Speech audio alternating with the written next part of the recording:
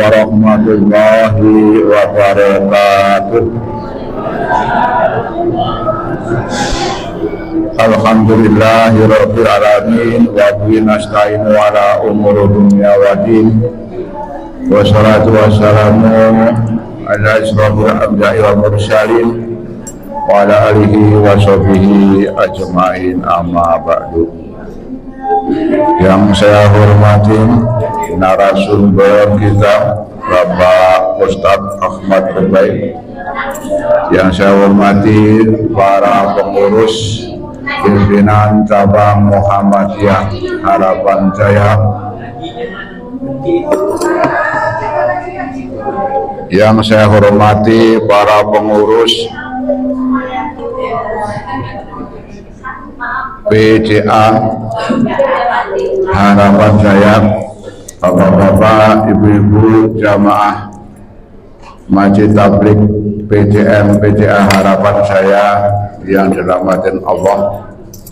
Pertama-tama marilah kita panjatkan puji dan syukur kehadirat Allah Subhanahu wa Ta'ala yang senantiasa melimpahkan rahmat, taufik, hidayah serta karunia pada kita semua, terutama nikmat iman dan Islam, nikmat sehat walafiat, juga nikmat panjang umur, sehingga alhamdulillah pagi hari ini kita masih diberi kesempatan untuk melaksanakan salah satu kewajiban kita sebagai orang muslim, yaitu menuntut ilmu.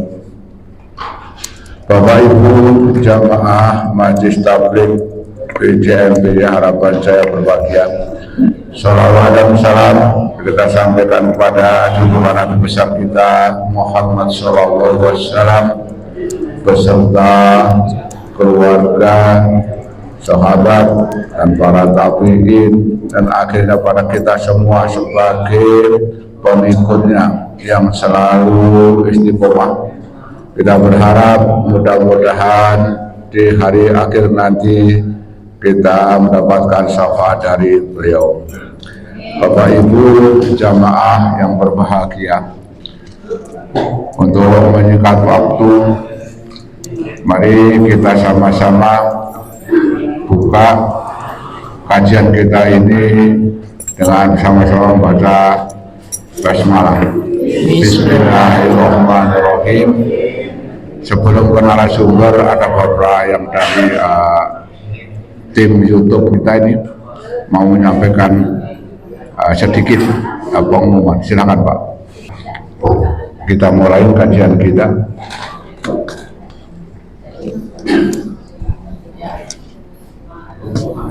Langsung tadi.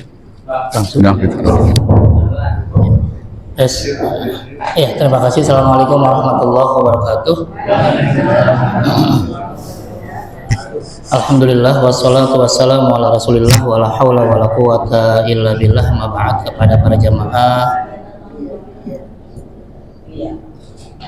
yang mudah-mudahan senantiasa dimuliakan oleh Allah Subhanahu wa Ta'ala, kajian kita tentang khusyuk dalam sholat ini sebenarnya sudah banyak dijabarkan dalam Al-Quran, terutama kalau kita melihat di surat ke-23, ya, surat Al-Mu'minun, ya, di permulaan dijelaskan Bismillahirrahmanirrahim, qad aflahal mu'minun, sungguh beruntung orang-orang yang beriman. Ya, siapa yang beriman itu? Alladzina hum fi sholatihim khashi'un, yaitu orang yang sholatnya khusyuk. Jadi untuk membuktikan keimanan kita yang khusyuk, mudah-mudahan tetap khusyuk, yang belum mudah-mudahan bisa cepat khusyuk. Gitu ya, ini kan baru satu syarat, terus nanti ujung-ujungnya ya, ini poin berikutnya ya, setelah khusyuk baru bicara nanti walladzina hum 'anil lagwi mu'ridun, Kalau ngomong dipikir dulu, ya kalau omongan-omongan yang maksiat tinggalin aja. Apalagi nanti zakat juga kerjakan nih mau Ramadan ya, zakat fitrah atau zakat mal, ya kalau waktunya keluarkan.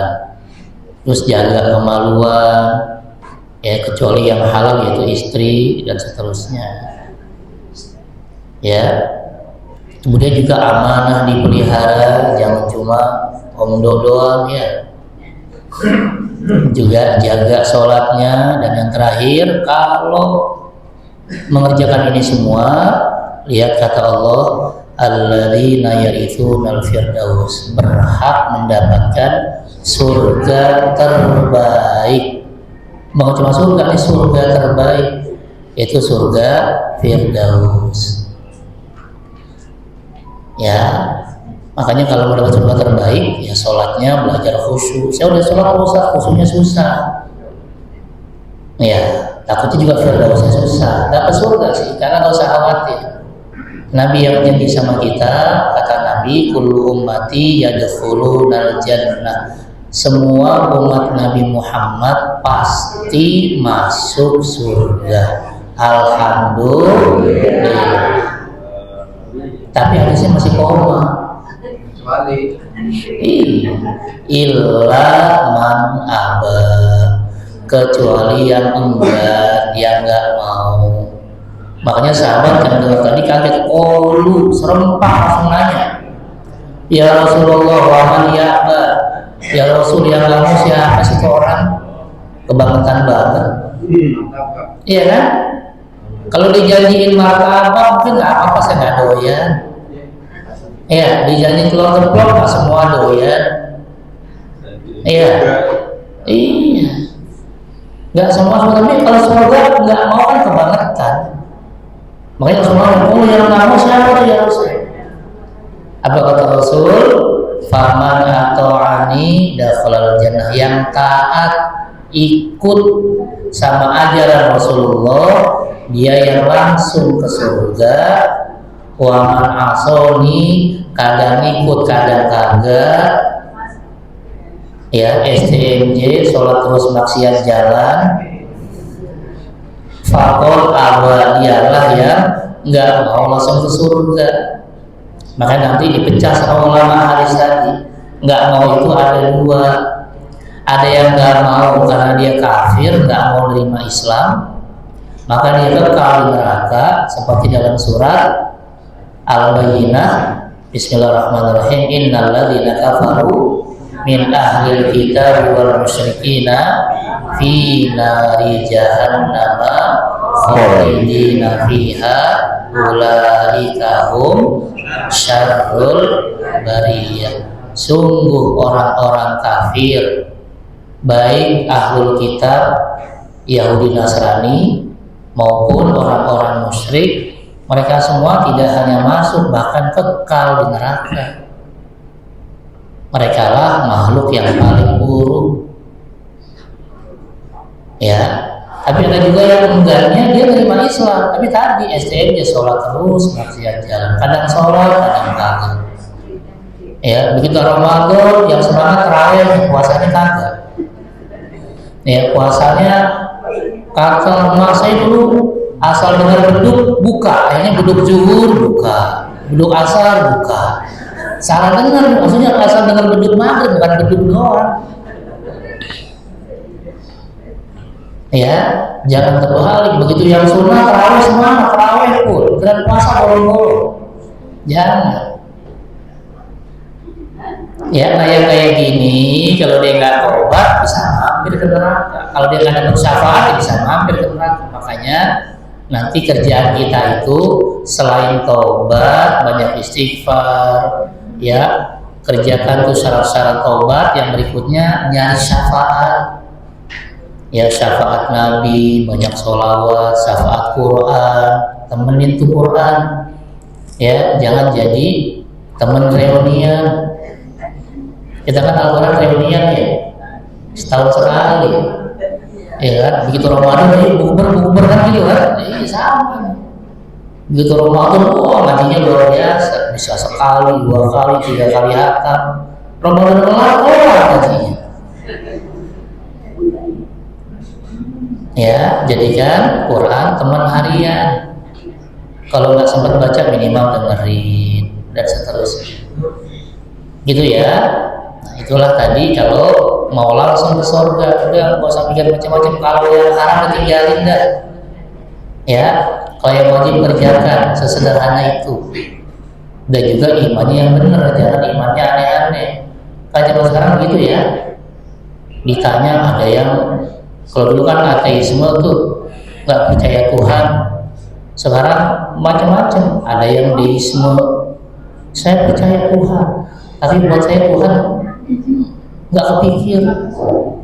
Ya sama aja. Ya belajar dulu juga biar paham nanti. Gitu ya. Oke. Nah jadi poin berikutnya setelah bicara dari iman, keyakinan tentang 6 rukun iman yang Allah minta adalah sholatnya khusyuk. Ya, dan kenapa ini penting? Karena ibadah yang paling banyak cuma sholat. Ya kan, puasa setahun sekali walaupun sebulan. Zakat setahun sekali. Itu pun zakat fitrah. Zakat mau kadang-kadang nggak bayar zakat malah jadi mustahil. Nerima zakat ya nggak apa-apa juga. Ya, tapi kalau sholat ya bisa karena sehari 5 kali. Makanya Rasul ketika mengadakan fit and proper test kepada Mu'adz bin Jabal ya, ketika akan mengirim ke negeri Yaman, ya, maka Rasul jelaskan nanti di sana yang kamu ajarkan adalah syahadat dulu. Ya, ketika mereka menerima Islam baru ajarkan sholat. Fa'inhum atau kalau mereka taat mau bersyahadat maka ajarkan sholat 5 kali sehari. Baru kalau mau ajarkan yang lain. Ya, jadi jangan sampai sholat yang kita kerjakan ini nanti bukan sia-sia sehingga orang kalau saya nggak khusyuk sia-sia dong, enggak, tetap diterima. Ya, cuma nerimanya nggak maksimal. Gitu ya. Kalau nanti beda pendapat, ada yang mengatakan khusyuk bagian dari kewajiban, tapi mayoritas ulama mengatakan khusyuk itu bukan kewajiban tapi amalan sunnah, nambah pahala. Ya, biar kita nanti dapat pahalanya maksimal. Karena yang bikin kita nggak maksimal pahalanya diantaranya karena nggak khusyuk. Makanya kalau mau sholat fokus, ya lihatin dulu semuanya, lihat pakaiannya, lihat mukenanya, lihat pecinya, rapiin dulu. Udah rapi semua baru sholat. Jangan utamain Allah baru rapiin peci, ya rapiin sorban udah sholat. Melihat jam lagi, cek dulu semuanya udah oke, sejadah semua aman, ya rapi, yang perlu ngaca lagi, udah nggak ada yang kepikiran yang lain baru sholat. Jangan sambil sholat sambil beberes, ya kan? Allah apa tuh sholat? Oh iya belum dikacing ini cetek. Oh iya ini belum cetek. Oh ini belum digulung. Lah beberes dulu, rapi dulu semuanya, pastikan udah rapi, udah aman, baru mulai sholat. Kan ada yang begitu ya, datang ke masjid mau sholat, nyampe langsung mingkem lagi, mulutnya diem, nggak komat kami, diem aja. Gitu ya, kenapa kok nggak komat kami? Khusyuk nggak gitu-gitu amat. Justru salah.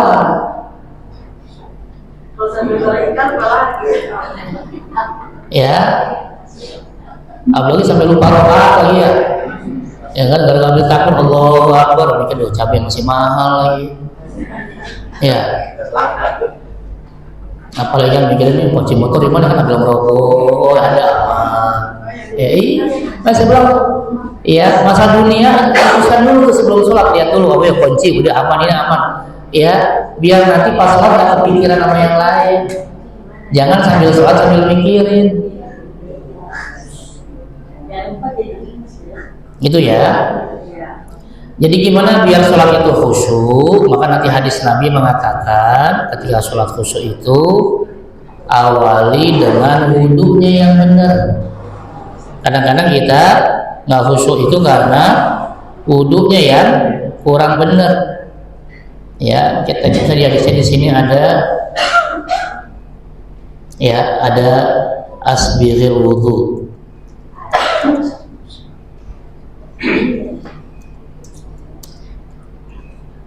Ya, asalnya ini dulu. Jadi kadang-kadang kita mau khusyuk tapi nggak lihat di awalnya. Awalnya adalah sempurnakan dulu wudunya. Kalau wudunya nggak sempurna ya repot.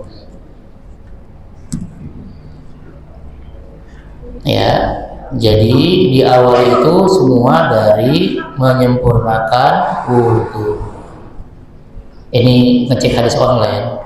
Ini zaman online kan, jadi bisa, cuma memang nyari pakai bahasa Arab itu masalah. Mungkin nanti ke depan bisa nyari pakai bahasa Indonesia kali ya. Ini nyarinya pakai bahasa Arab. Ya, jadi kita mulai dari mana kita mulai khusyuknya?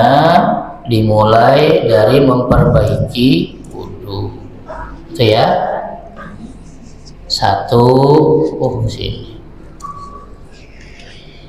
Ya, di sini bahasanya perbaiki wudu. Apa tuh? Ya harus tahu dulu wudu itu apa aja yang dikerjain. Kira-kira kalau wudu ngapain tuh? Yang ditahui apa? Iya, berarti namanya rukun ya, rukun atau kewajiban wudu. Baru nanti sunnahnya. Kadang-kadang kita juga nggak bisa bedain dulu. Yang diminta itu minimal rukunnya kepake semua. Rukun wudu apa? Berniat. Terus apa? Membasuh muka atau wajah. Terus membasuh ya tangan sampai siku.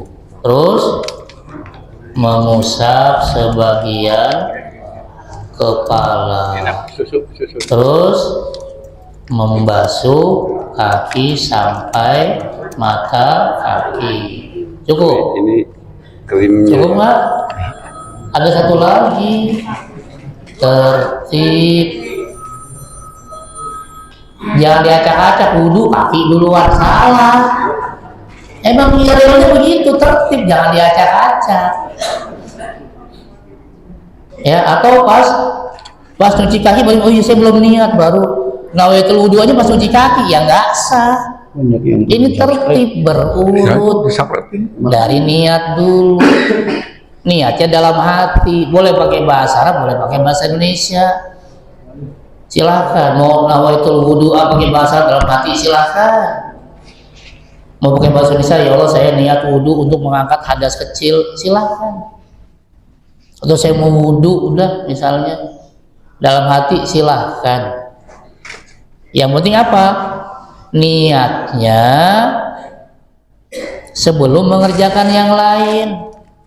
Ini pas cuci tangan baru niat, atau pas ngusap kepala baru niat, telat, namanya nggak tertib.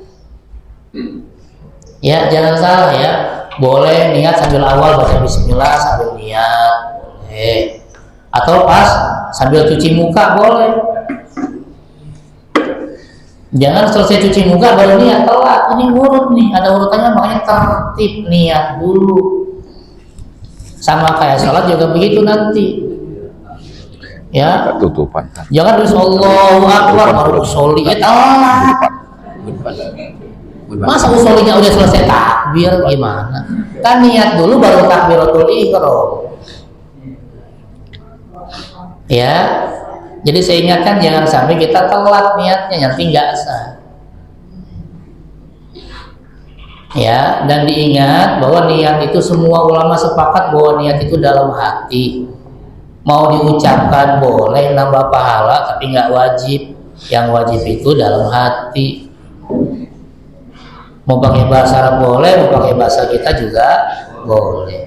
Yang penting ya niatnya juga tempatnya benar waktunya, jangan udah kelar wudu baru niat. Lihat ya urutannya, niat dulu baru muka baru tangan. Kenapa ada bahasa tadi Nabi bilang asbighul wudu tuh tadi hadisnya ya banyak banget tuh. Ada berapa hadis tuh? Asbighul wudu tuh berapa tuh? Coba lihat 30 hadis coba. Oh, masih ada lagi tuh. Ya. Sempurnakan wudu. Baru nanti di hadis yang akan dikatakan sempurnanya wudu itu minimal rukunnya dikerjakan semua. Ya kita belum bicara sunnahnya, rukunnya dulu. Niat udah bener nih, niatnya sebelum cuci muka atau pas cuci muka nggak apa-apa, asal jangan habis cuci muka baru niat, telat. Karena kan tadi tertib. Ya, cuci muka jangan lupa batas muka dari rambut atas nih. Ya, kena nggak apa-apa, memastikan bahwa wajahnya kena semua, bawah sampai dagu.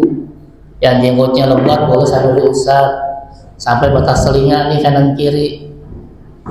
Hati-hati kalau wudu yang khawatir nggak kena itu nih lekukan mata karena dia dalam. Kalau cuma gini doang kayak bedakan gini takut nggak kena. Jadi tangannya jalan kalau wudu tuh kena nih, tangannya ngayap sampai ke sini nih. Iya. Nah, yang berikutnya juga sama bicara skincare, hati-hati.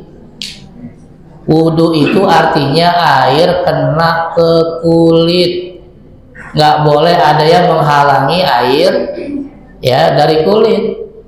Jadi kalau skincare-nya waterproof yang anti air, pasti wudunya nggak sah. Karena nggak kena kulit. Lah kan saya punya bini. Ya kan sama juga kan kalau kondangan manggal juga lama bet ini ya. Kita udah kayak ya kan sampai panas motor dingin lagi panas lagi kita panasin nggak keluar itu. Iya. Ya kan jadi kita suruh buru-buru dia 2 jam nggak keluar. Ya. Jadi pastikan jangan sampai ada make up ya ketika wudu. Seandainya ada jangan yang waterproof, jangan yang anti air. Karena kalau anti air wudunya nggak sah. Kalau udah wudu bedak boleh.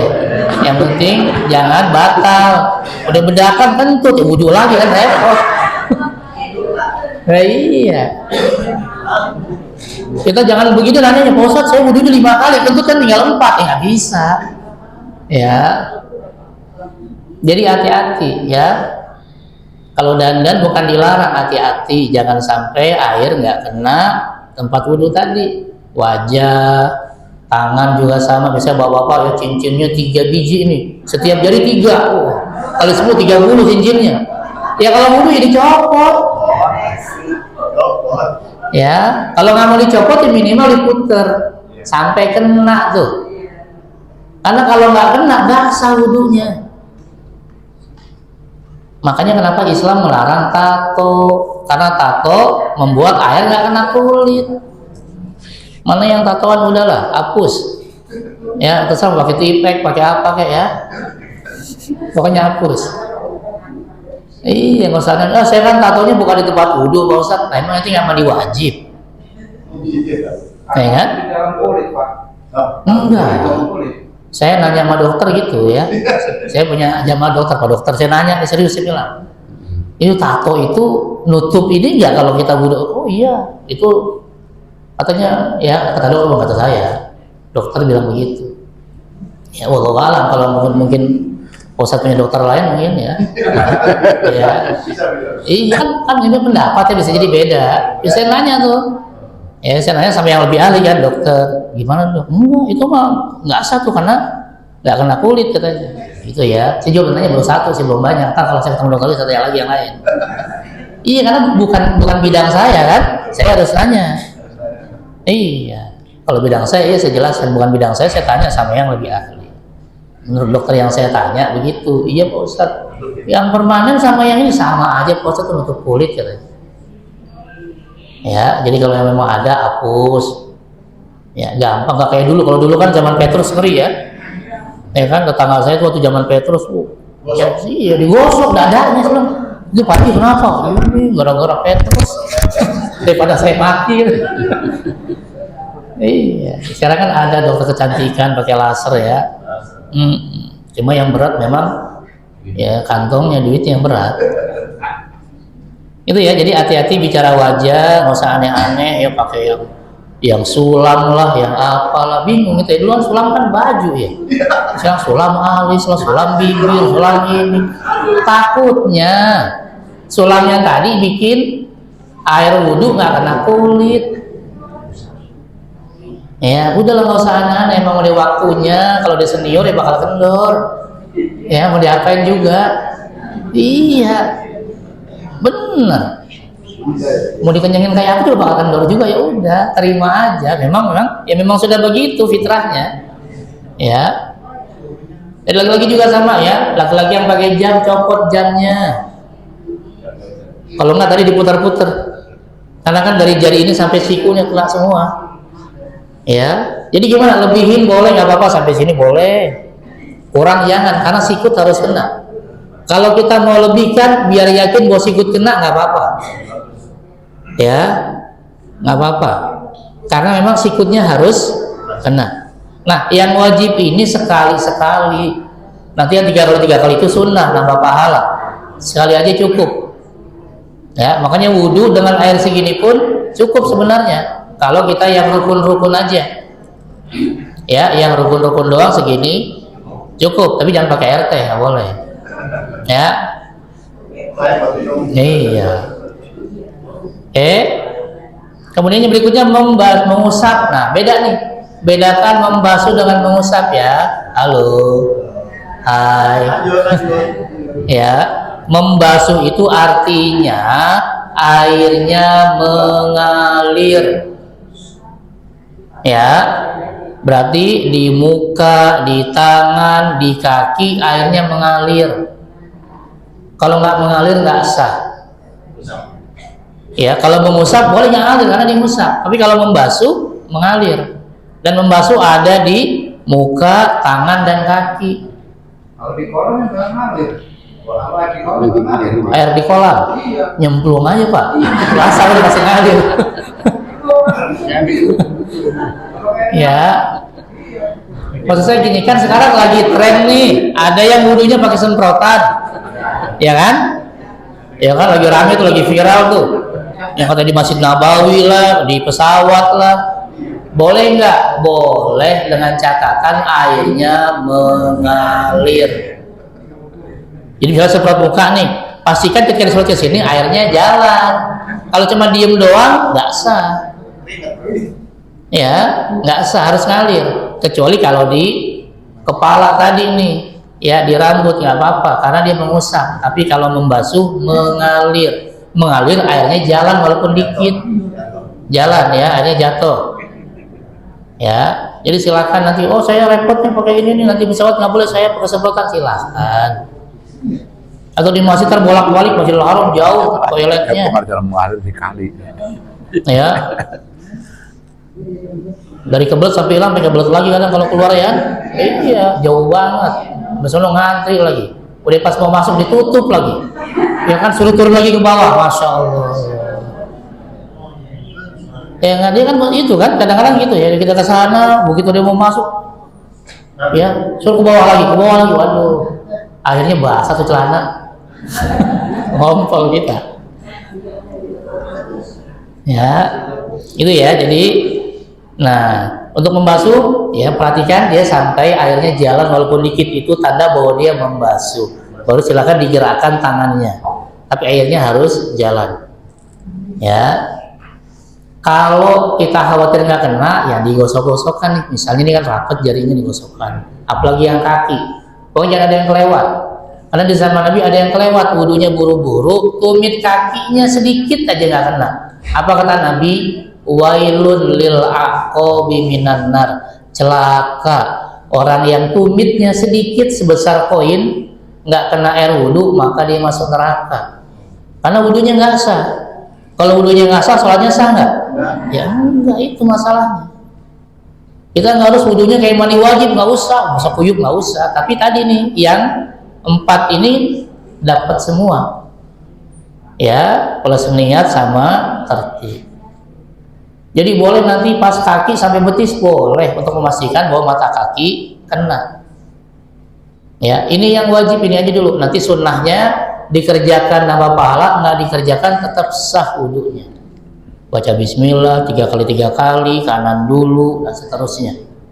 Ya, doa sesudah wudu itu semua amalan sunnah. Tapi kalau ini dikerjakan yang 6 ini aja nih, niat, wajah, tangan sambil siku, mengusap sebagian kepala, kata mazhab Syafi'i 1 helai saja sah. Ya, karena nanti Imam Syafi'i ngambil hadis Nabi ketika Nabi pakai imamah, Nabi pakai sorban, lalu wudu, Nabi mengusap sebagian sorbannya dan menyelipkan sedikit tangannya di rambutnya. Nah, kata Imam Syafi'i 1 helai aja sah, yang penting ketika diusap jangan rontok. Kalau diusap rontok ya usap yang lain. Ya, tapi ada yang banyak tuh Pak Ustadz. Imam Syafi'i juga mengatakan kalau seluruh kepala itu sunnah nambah pahala. Ya, sedangkan yang usap seluruh kepala itu wajib, itu mazhab Maliki dan mazhab Hambali. Ya, sedangkan Hanafi 1/4 karena beliau mengatakan mengusapkan pakai tangan. Telapak tangan kan 1/4 tuh, 1 atau ke sini kan 1/4. Jadi minimal 1/4. Tapi kata mazhab Syafi'i 1 helai pun sah. Itulah enaknya kalau kita ya tahu beda pendapat, maksudnya nggak usah berantem. Ada yang semua kuyup, dia mungkin pakai Maliki kali atau Hambali, selesai. Dia wudunya doang, berarti dia pakai Hanafi. Dia nyolek doang, Syafi'i. Udah selesai, nggak usah berantem. Jangan bakso lu neraka. Ya elah, timbang wudu doang nyolek rambut langsung neraka, jauh amat. Nah iya, kayak dia yang punya neraka. Ya iya. Padahal bicara ngusap kepala itu bedanya cuma 1, bukan 1 kata, bedanya 1 huruf. Bayangin, 1 huruf. Apa arti 1 huruf ini? Itu yang bikin ya beda pendapat sampai 3 tadi. Kalau kita lihat ayatnya kayak gini, ayatnya bunyinya. Ya, saya ketik ya. Nih, uam sahu ya bi ru'u siku, itu doang. Wa artinya dan, ya imsahu artinya usaplah. Bi ini yang beda pendapat. Ya, ru'usikum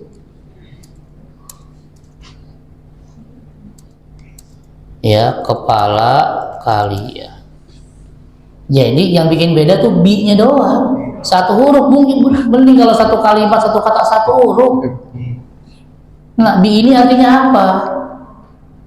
Kata Imam Malik, kata Imam Hambali, bi maksudnya semua. Jadi semua kepala. Makanya kalau wudhu mereka dari depan, belakang, depan lagi. Karena mereka mengartikan bi ini artinya semua kepala. Ya, Imam Hanafi enggak, bi ini maksudnya sebagian, 1/4. Nah, Imam Syafi'i bi ini artinya sebagian kecil, 1 helai pun sah. Bayangin 1 huruf aja bisa beda pendapat, apalagi 1 kata, apalagi 1 ayat. Makanya nggak usah kaget kalau ulama debat, nggak usah kaget kalau ulama beda pendapat. Mereka juga ahlinya, emang mereka ngerti bahasa Arab. Kita emang kenapa sih tuh bi? Gara-gara bi kenapa? Kita nggak ngerti. Iya, udah nggak ngerti, nyalain orang, neraka mulu. Iya, mending kalau jualan buah masih enak, jualannya neraka, coba orang takut. Ya. Jadi nggak usah kaget kalau ulama beda pendapat, nggak kaget. 1 huruf aja bisa beda pendapat, apalagi 1 kata, apalagi 1 kalimat, apalagi 1 ayat. Ya, yang penting jelas mereka bedanya di mana. Di sini, di bagian ini, di bagian ini gitu. Kalau kita kan kagak. Berantemnya doang. Kata guru gua pokoknya kunut. Kata guru gua kagak kunut. Emang sebenarnya kok sumbernya kata guru gua doang. Iya, yang bagian mana? Kata guru gua begitu. Lah, masa adalah kata guru gua kan repot ini. Ya. Jadi maksud saya nggak usah kaget, ulama satu huruf aja bisa beda pendapat, apalagi tadi lebih dari satu huruf. Nah, ketika ulama sepakat nanti namanya ijma, sepakat seluruh ulama. Udah selesai. Jadi kalau dengar ijma nggak usah aneh-aneh. Jangan saya mau milih pendapat yang lain, kagak ada orang ulama sepakat. Ente ngadi-ngadi aja kalau kata orang Sumatera bilang ya. Ya, kalau udah sepakat nggak ada pilihan lain. Misalnya ulama sepakat subuh 2 rakaat, saya maunya 3 rakaat, nggak bisa. Atau saya punya 1, kosor, mana ada kosor 2 jadi 1, kosor 4 jadi 2. Ya, kalau ulama sudah ijma ya udah, nggak ada pilihan lain. Tapi kalau ulama beda pendapat ya pilih salah satu. Ya, gitu ya. Jangan ulama ada beda pendapat, saya bikin pendapat baru. Misalnya tadi ini kata ulama mushaf kepala, ada yang mewajibkan seluruh kepala, ada yang mewajibkan ubun-ubunnya, ada yang mewajibkan satu helai. Saya bikin pendapat sendiri apa? Nggak wajib mushaf kepala, ya malah nggak sah wudunya. Ya makanya kenapa Quran Sunnah itu nanti dijelaskan oleh para ulama karena mereka yang ahli. Ya mereka ahli Quran, mereka ahli hadis. Kalau kita mah paling banter ahli hadas. Ya kan batal melulu. Tinggal wudhu lagi di musim dingin kan, dikit-dikit ke toilet. Ya, ini yang ketawa ya saya ke toilet jangan-jangan ya. Gitu ya. Nah kalau sudah sampai kaki udah tertib aman berarti wudhunya sempurna. Baru yang berikutnya udah sunnah udah banyak yang ngerti. Yang berikutnya adalah bicara tentang sholat. Ya, kapan sholat dianggap sah? Ya, jadi khusyuk itu perpaduan satu, ya sahnya sholat plus baru hatinya tenang. Ini yang khusyuk. Jadi kalau khusyuk bicara hati, pokoknya saya tenang sama Pak Ustaz. Saking tenangnya saya mingkem nggak ngomong. Diam sampai salah mingkem. Yang nggak sah sholatnya. Bukan cuma hati tenang, harus sah sholatnya. Ya, harus qomat kamit, bukan baca mantra.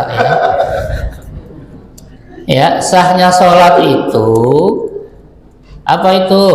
Satu, ya syarat wajib dan syarat sahnya ditunaikan.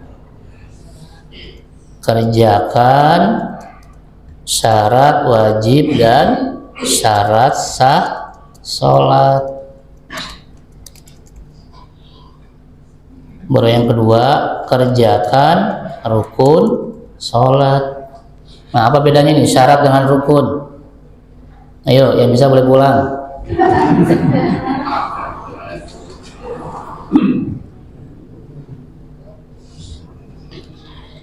Syarat dengan rukun ini sama-sama kewajiban, harus dikerjakan. Bedanya syarat itu sebelum sholat, rukun di dalam sholat. Wudu itu syarat apa rukun? Syarat. Wudu syarat apa rukun? Syarat. Ya kalau wudu rukun berarti sambil sholat sambil wudu. Kan di dalam sholat, berarti wudu syarat sholat. Baca Fatihah rukun sholat karena di dalam sholat. Gitu ya. Apa sih syarat wajibnya? Apa syarat wajib sholat?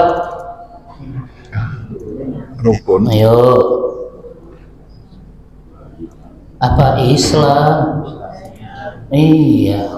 Apalagi balik. Makanya kalau belum balik jangan dipaksa-paksa. Ya, diancam lah, nggak sholat neraka lu anak TK, takut ya. Ya TK biarin aja kenapa nggak sholat, orang belum balik. Anak sendiri lagi. Ya, jangan ajarin aja mau sholat syukur, mau kita sholat nungging-nungging muter-muter biarin aja namanya anak TK. Tapi kalau dia balik udah harus sholat. ya, berakal, sehat. Makanya jangan suka ngebully orang gila. Orang gila aman masuk surga, dia nggak punya kewajiban. Ya, dari lahir gila, kok malah aman jelas surganya. Iya, malah kita bully. Yang repot kan kita mampir apa kagak ke neraka kan gitu. Kita pasti ke surga, cuma masalahnya mampir apa kagak ke neraka. Ya, apalagi Islam, balik, berakal sehat, suci dari haid dan nifas. Jadi kalau udah berhenti haidnya, kira-kira langsung sholat apa kagak nih? Bu, kalau haidnya berhenti, nifasnya berhenti, langsung sholat nggak? Langsung sholat nggak? Kagak, mandi wajib dulu. Sholat mah kagak sah. Bener. Tapi mandi wajibnya jangan ditunda. Begitu maghrib selesai haidnya, selesai nifasnya, ntar aja lah, mandinya besok. Nggak boleh, berarti udah wajib sholat maghrib. Harus dipasang. Kadang-kadang bocah-bocah SMP yang susah begini nih. Ya, kalau kita tanya udah sholat belum mandi wajib Pak. Mandi sono, ke toilet sono. Wah ini Pak, sono toilet guru, biasa bilang gitu kan, masih nggak mau juga. Ya jadi nggak boleh diantar-antar. Ketika saat itu selesai haid, saat itu juga sholat udah wajib. Misalnya nih maghrib jam berapa? Isya jam berapa Isya? 7:30 ya. Isya telah 7:30. Kita jam 7.25, 5 menit menjelang Isya berhenti haidnya. Berarti udah wajib sholat maghrib, walaupun nggak mungkin. Kenapa? Nggak mungkin mandi 5 menit. Ketika mandi selesai jam 8, jangan langsung sholat Isya, sholat maghrib dulu. Karena berhenti haidnya ketika maghrib.